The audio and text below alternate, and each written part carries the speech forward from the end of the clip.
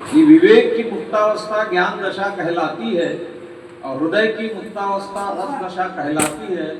हृदय की इसी मुक्ति की साधना के लिए ये मनुष्यवाणी जो शब्द विधान करती आई है उसे कविता कहते हैं। तो अमृता प्रीतम इस बारे में ये कहती है कि कविता और बच्चा दोनों दुनिया की बुनियाद, क्योंकि दोनों पैदा होते हैं जन्म पीड़ा के बाद। दोनों पैदा होते हैं जन्म पीड़ा के बाद। इस कार्यक्रम के महफिल सदर हमारे मित्र डॉक्टर सागर खादीवाला जी, मुख्य अतिथि शब्बीर अहमद विद्रोही जी, भाष्यकार हेमलता मिश्र मानवी जी, और इस मंच की निजामत कर रहे हैं हमारे मित्र मनोहर गजबीये जी, और जिन्होंने इस कार्यक्रम का संपूर्ण संयोजन आयोजन संभाला प्राध्यापक जावेद पाशा साहब, वो भी हमारे मित्र है, और मानीकराव भोगरागढ़ जी तो हमारे परम मित्र है, और मेरे समक्ष उपस्थित तमाम शुद्धिजन साहित्य प्रेमी काव्य प्रेमी मित्रों। असल में ये संग्रह जो है ये बहुत काम का संग्रह है। इन्होंने आज करंट में जो भी विसंगतियां प्राप्त अपने व्याप्त है समाज में बोलो देश में बोलो, उस पर उन्होंने करारा तीखा प्रहार करके सब लोगों को जगाने का प्रयास किया है, और इसीलिए उसका शीर्षक भी उन्होंने चौकीदार रखा है। चौकीदार यानी प्रहरी, प्रहरी यानी जिसको हम आम भाषा में कहते हैं गार्ड। तो उसका जो कर्तव्य होता है और वो क्या देख रहा है इन दिनों पूरे देश में और पूरी व्यवस्था में क्या गड़बड़िया है, उस तरफ उन्होंने इशारा करके सबको सतर्क कर दिया है कि क्या होना चाहिए और हो क्या रहा है। तो इसलिए ऐसा है, रूप रस स्पर्श ध्वनि और गंध, ये पांचों चीजें ज्ञानेंद्रिय के विषय होते हैं। ये पांचों ज्ञानेंद्रिय के विषय जो होते हैं उसमें रूप रस और स्पर्श जो है, इसे स्वीकारना या इनकार करना ये हमारे हाथ में होता है। एक उदाहरण देकर स्पष्ट करता हूं। जैसे मान लीजिए किसी उद्यान में आप घूम फिर रहे हैं, गुलाब के ताजा फूलों की महक खुशबू आपके नथुनों में जा रही है, उसको आप स्वीकार रहे हैं, और मान लीजिए उसी फूल को आपके मन में विचार आया कि उसको तोड़कर अपने कोट के या जैकेट के जेब में लगा दूं तो कैसा रहेगा। वही है कि उसको तोड़ना या नहीं तोड़ना वो हमारे हाथ में है। इसलिए beauty is to admire and not to touch. तो इसलिए रूप रस और स्पर्श जो है ये ज्ञानेंद्रिय के विषयों में ये तीनों बातें, उसको स्वीकार करना या इनकार करना या नकार देना, ये हमारे हाथ में होता है। लेकिन ध्वनि और गंध जो है उसको स्वीकारना या इनकार करना ये हमारे हाथ में नहीं होता। उसकी मिसाल के तौर पर मैं ये भी कह सकता हूँ कि अभी मैं जो बोल रहा हूँ उसकी ध्वनि आपके कानों में पड़ रही है, उसको आप रोक नहीं सकते, उसको आप निकाल के बाहर नहीं कर सकते हैं। और यही जो ताकत होती है शब्दों की, वही ताकत एक इंकलाब पैदा कर देती है, और ऐसी आपके दिमाग में खलबली मचा देने वाली, आपके सीने को चीर देने वाली रचनाएं इस चौकीदार शीर्षक के कविता संग्रह में हैं। उसको आप अगर ध्यान से पढ़ेंगे तो कई जगह आपको ये भी मिलेगा कि यही सब बातें मैं भी तो महसूस कर रहा था लेकिन लिख नहीं पाया। उसकी वजह यह रहती है कि लिखना हर एक के बस की बात नहीं होती है। वो कुदरत का वरदान या समझ लीजिए कुछ ऐसी बात होती है कि जिससे वो वरदान से ही वो चीजें वो लिख पाता है, हर कोई उसको लिख भी नहीं सकता। और ये भी है एक बात कि हमारे मित्र मानिकराव भोगरागढ़े जी ने, जो आज 75 प्लस है, इस उम्र में भी वो अच्छा और ताजा सोचते हैं, और उनकी पैनी दृष्टि वहां तक पहुंचती है जहां तक अन्य सामान्य लोगों की दृष्टि नहीं पहुंचती। और इसीलिए उन्होंने इतनी अच्छी रचनाओं का संग्रह चौकीदार शीर्षक के आपके समक्ष रखा है, और जो आप पढ़ करके बिल्कुल उसमें से बहुत सी नई नई बातें भी जान सकते हैं। यदि ये जीवन हृदय की कुछ धड़कनों का नाम है, तो कविता का उसमें बहुत महत्वपूर्ण काम है। उसी के द्वारा ही आप लोगों के दिलो दिमाग तक पहुंच सकते हैं। दुनिया का कोई भी सबसे बड़ा साहित्यकार, कोई लेखक भी हो गया होगा, तो सबसे पहले उसने काव्य की ही रचना की है, और इसी के बाद में ही वो गद्य में आए हैं। सबसे पहले पद्य से ही शुरुआत होती है साहित्य की, और इसी तरह से अपने माणिकराव खोब्रागडे जी ने अपने जीवन में सबसे पहला जो मराठी संग्रह प्रकाशित किया था, उसका शीर्षक था काटेने दिले शहानपण। उसकी एक रचना को, जो मां शीर्षक से थी, राज्य स्तरीय प्रथम पुरस्कार भी उनको प्राप्त हुआ था।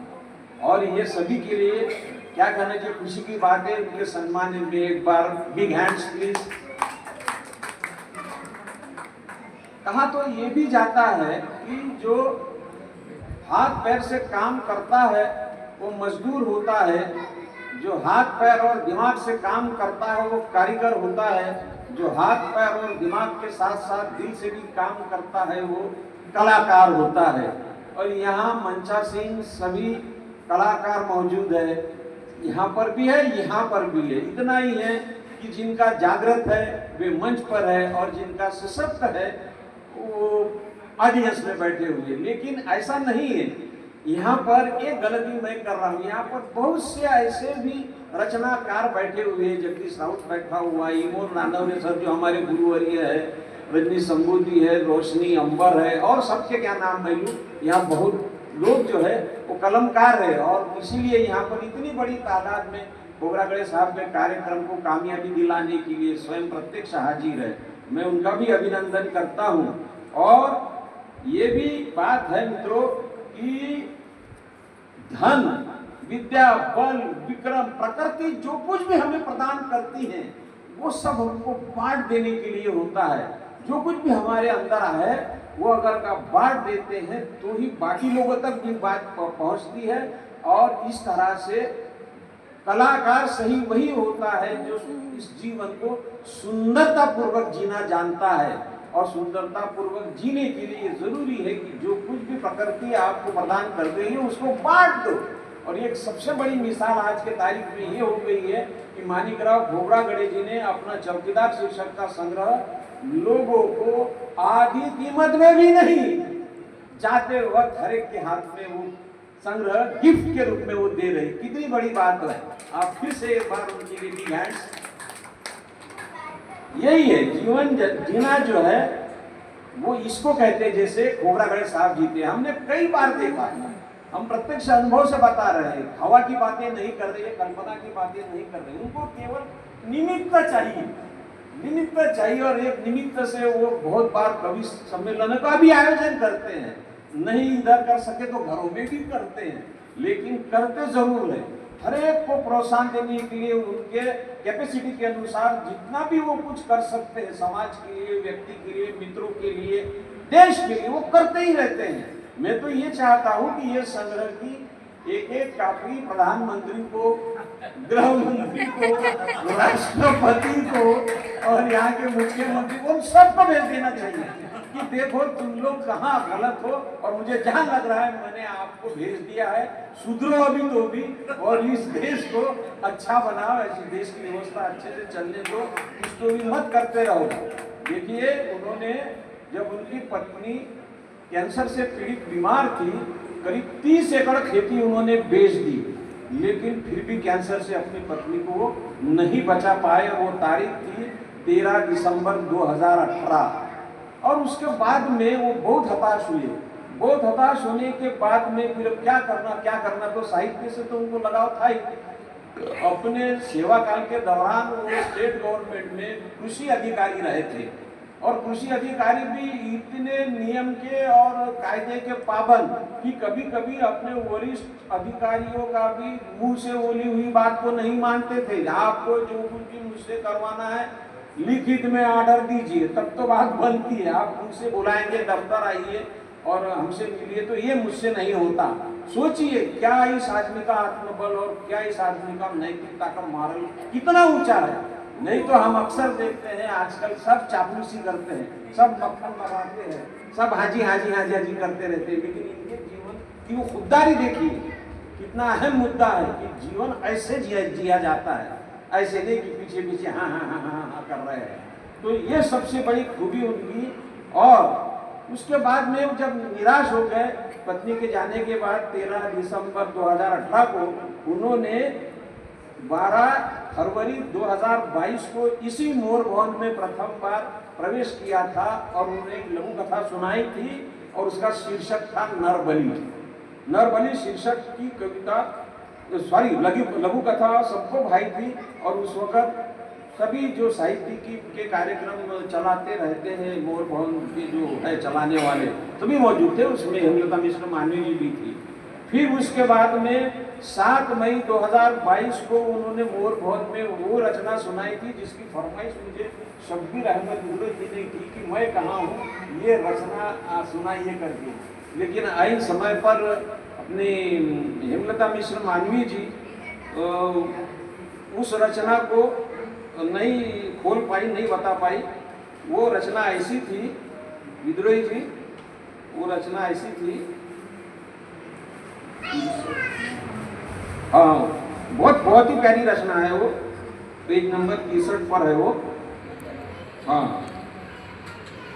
ये वाली है वो, मैं कहाँ हूँ शीर्षक की ये रचना ऐसी थी कि हमारी महिलाओं का सम्मान होना चाहिए, पुरुषों की बराबरी का मान होना चाहिए, लेकिन निजी जीवन में अलग अनुभव आता है, इसलिए सवाल आता है मैं कहाँ हूँ।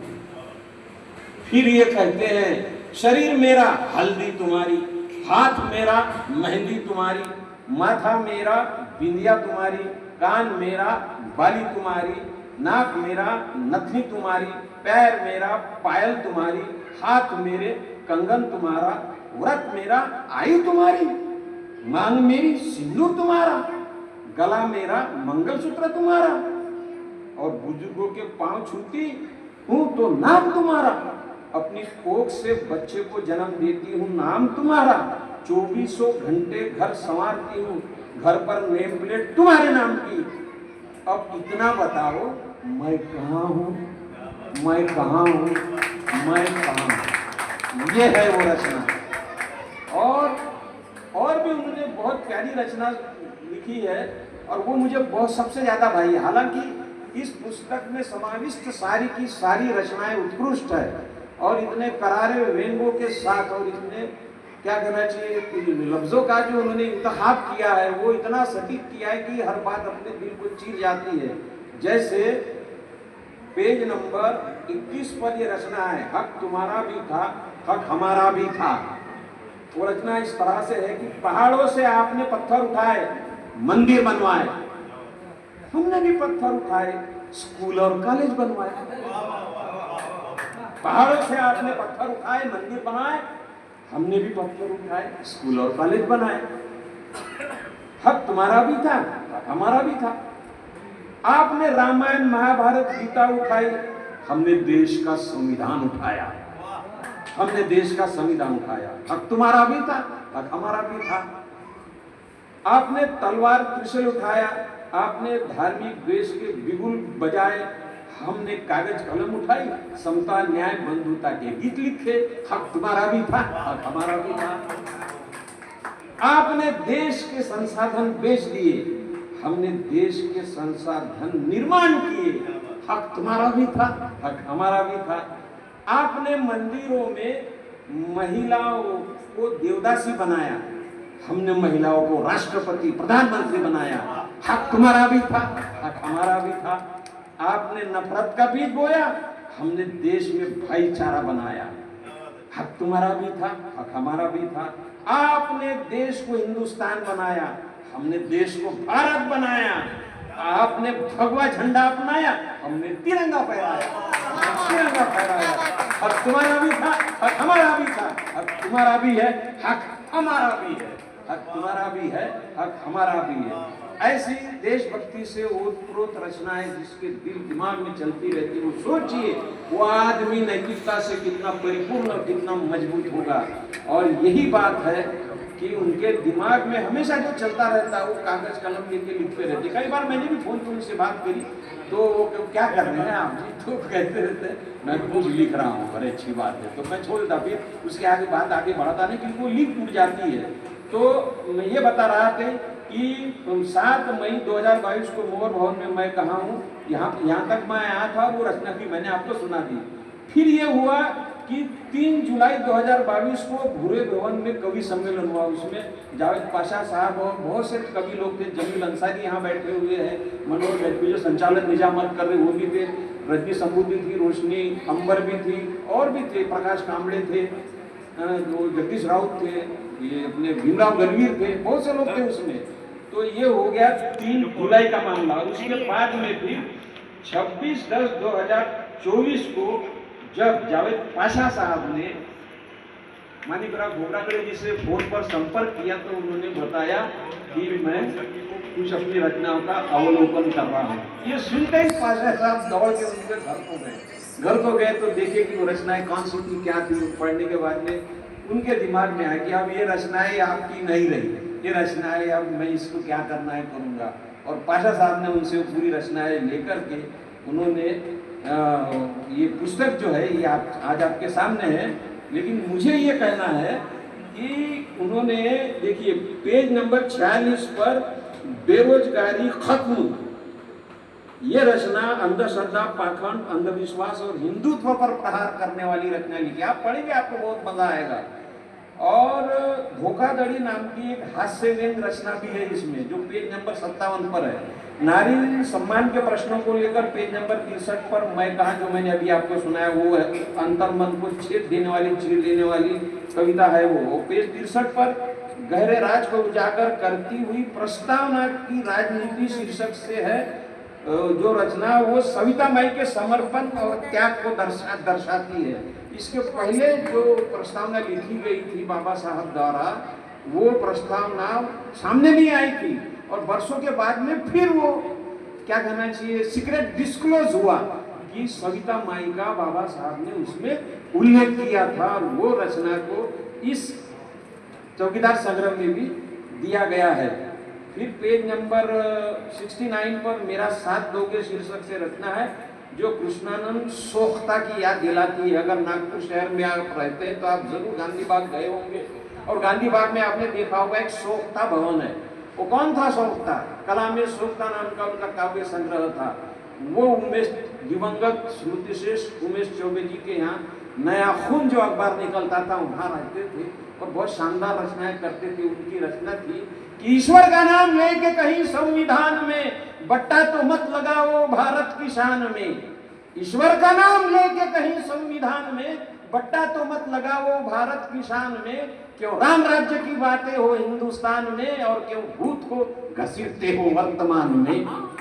ये रचना लिखी थी कृष्णानंद सोख्ता ने।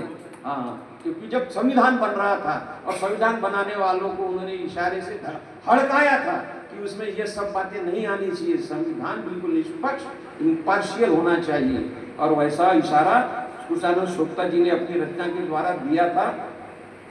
और मानिकराव घोगरागड़े जी ने अपने जिंदगी में कई उतार चढ़ाव देखे। राज्य सरकार में वे कृषि अधिकारी पद पर से सेवानिवृत्त हुए हैं। उनके परिवार में सभी पुत्र पुत्रियां उच्च शिक्षित या सरकारी सेवाओं में कार्यरत है।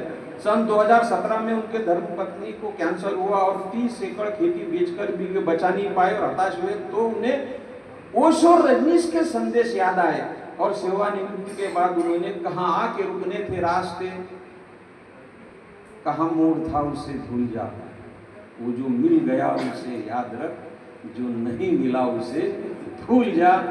ये उन्होंने याद रखा और फिर उन्होंने जीना शुरू किया अपनी तर्ज पर। और उसके बाद वह सब लोगों से मिलजुल करके रचनाओं को करने लगे। और दिलेर तो इतने हैं कि मैं एक कितनी बार रिपीट करूं, उनको कोई निमित्त नहीं चाहिए और जबरदस्त कार्यक्रम का आयोजन कर कवि सम्मेलन लगवाते ही है। और दातृत्व भी उनके पास में बहुत जबरदस्त है। किसी की भी मदद हो, सामाजिक मदद हो, व्यक्तिगत मदद हो, संस्था की मदद हो, वो करते ही रहते हैं और इसीलिए वो सब उनको चाहते भी है। और हमारा परिचय जो हुआ था वो हुआ था सूर्यभान शिंदे द्वारा एक कवि सम्मेलन लगवाया गया था शांति नगर में, वहाँ पर हुआ था। और विदर्भ हिंदी साहित्य सम्मेलन के साहित्यिकी में मैंने बताया